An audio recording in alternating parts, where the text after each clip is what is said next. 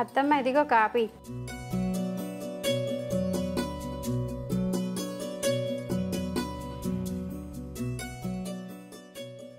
Coffee చాలా బాగుంది ప్రీతి. Thanks అత్తమ్మ. ఏం చేస్తున్నారు?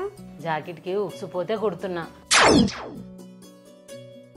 కొంచెం సూదిలో దారం ఎక్కించవా? అలాగే అత్తమ్మ, ఇటు ఇవ్వండి, ఎక్కిస్తాను.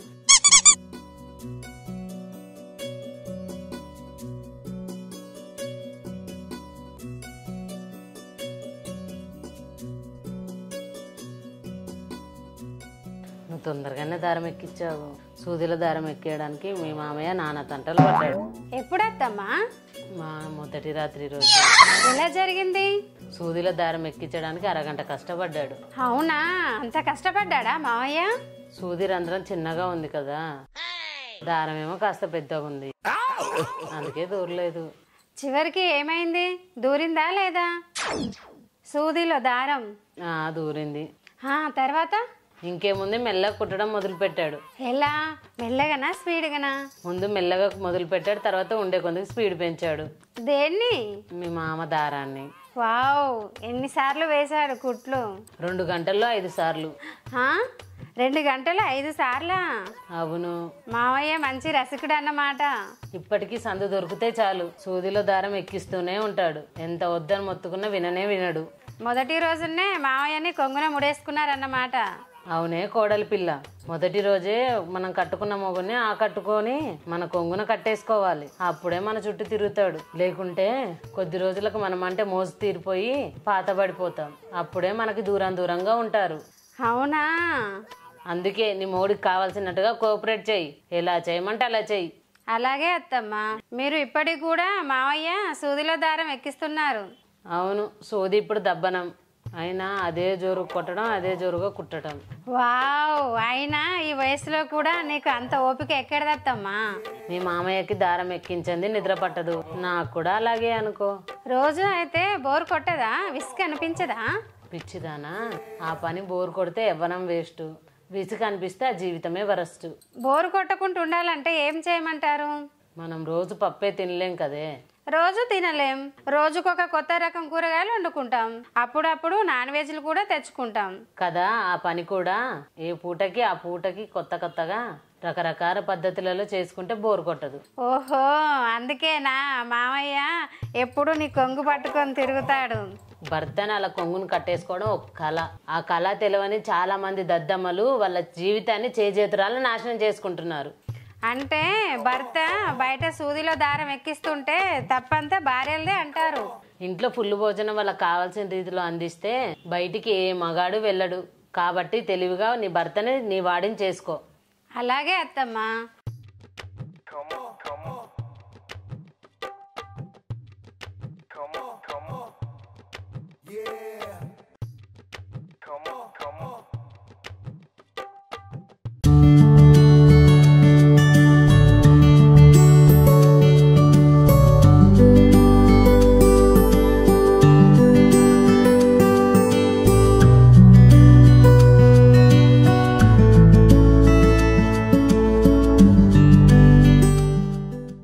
సరే అల్లుడు, నేను ఇంకెళ్ళొస్తా. అయ్యో, అదేంటి అత్తగారు, నిన్ననే కదా వచ్చారు, అప్పుడే వెళ్ళిపోతున్నారు?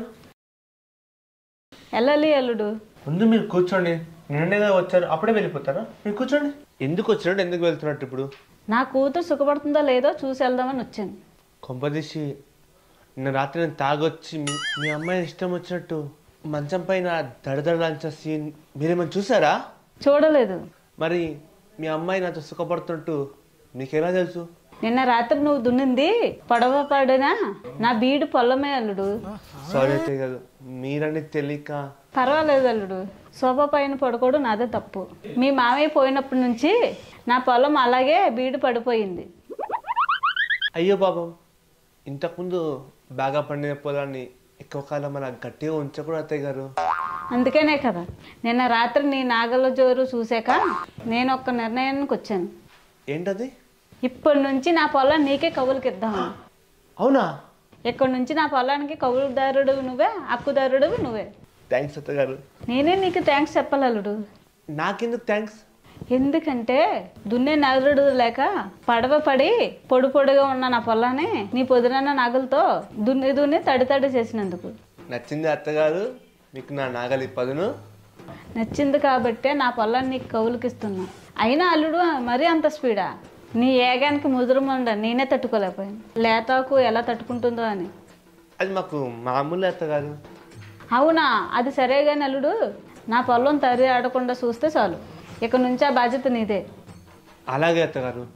అటు మీ కూతురు చిన్నమాడిని, ఇటు మీ పెద్దమాడిని రెండింటిని తడాడకుండా నేను దున్నేస్తా అత్తగారు. నా మడిని వచ్చినప్పుడు అలా దున్నితే చాలు. విత్తనాలు మాత్రం జల్లకు. ఒకవేళ జల్లినా అవి నా బీడు భూమిలో మొలకెత్తవులే. నా కూతురు మళ్ళీ మాత్రం గట్టి విత్తనాలు జల్లి ఏడాది తిరిగేలోపు పంట తీయాలల్లుడు. ఆ సంగతి నేను చూసుకుంటలే కానీ అదిగో మీ కూతురు వస్తుంది. ఈ విషయం అయితే మధ్యన ఉండాలి. సరే అల్లుడు, నేను వెళ్ళొస్తాను. అప్పుడప్పుడు వస్తూ ఉండండి. ఈ పొలాన్ని నేనేగా చూసుకోవాల్సింది. బాబా ఇదిగో పాపారావు, ఈ మధ్యన వాయించట్లేదు. లక్ష్మి, ఇప్పుడు ఏదో అన్నావు? అదే ఈ మధ్యన గిటార్ వాయించట్లేదని అడుగుతున్నా.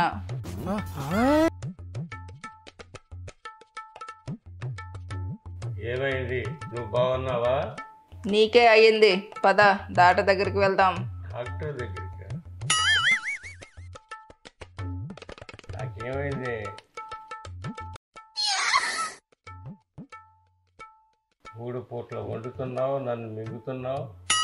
చా, ఏంటా మాటలు? నన్ను తప్పుగా అర్థం చేసుకుంటున్నారు. ఇప్పుడే కదే నేను వాయించడం లేదన్నావు. అవును, ఇంతవరకు అరగంట సేపు వాయించేవారు. నేను వాయించడం మానేశాను అనుకో, నువ్వు వాయించొచ్చుగా. పాపారావు ఆపు, నీ డబల్ మీనింగ్. మీరు వాయించిన ఆపేసింది మోతార్గిని. ఓ అదే, అది కనిపించడం లేదే. నీ మోతార్గిని కనిపించడం లేదా? నా చీర కింద దాచిపెట్టో, మర్చిపోయావా? ఆ రోజు వాయించి వాయించి సెల్ఫ్లో నీ చీర కింద పెట్టాను. లక్ష్మి, నిజంగా వచ్చింది. అది కనిపించడం లేదని వాయించడం మానిస్తే ఎలా? ఇంకొకటి ఉంది, దాన్ని వాయించవచ్చు కదా. నాలో ఏం తక్కువైంది? అడక్కంటేనే కోరికలు తీరుస్తున్నానుగా. చిచ్చి, ఈ ఇంట్లో ఒక్క క్షణం కూడా ఉండను. బయటికి వెళ్ళి ఆ వాంపుడు ఏదో నేనే వాయించుకుంటాను. అంతా రెండోది వాయించడానికి దాని తీగ తెగిపోయింది. అది రిపేర్కి వచ్చింది, అది వాయించడానికి టైం పట్టుకుంది. నీ గిటారు తీగ తెగిపోయిందా? ఇప్పుడు ఎవరితో వాయించుకోవాలి? మీరు గిటారు వాయిస్తే నవనాడలు కూడా తప్పించిపోయి ఇంకా వాయించి అంటూ ఉంటాయి. అబ్బా, ఆ వాయింపే వేరు.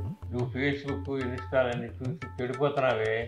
ముందు నువ్వు వెళ్ళి తెగిపోయిన గిటార్ని తీసుకురా.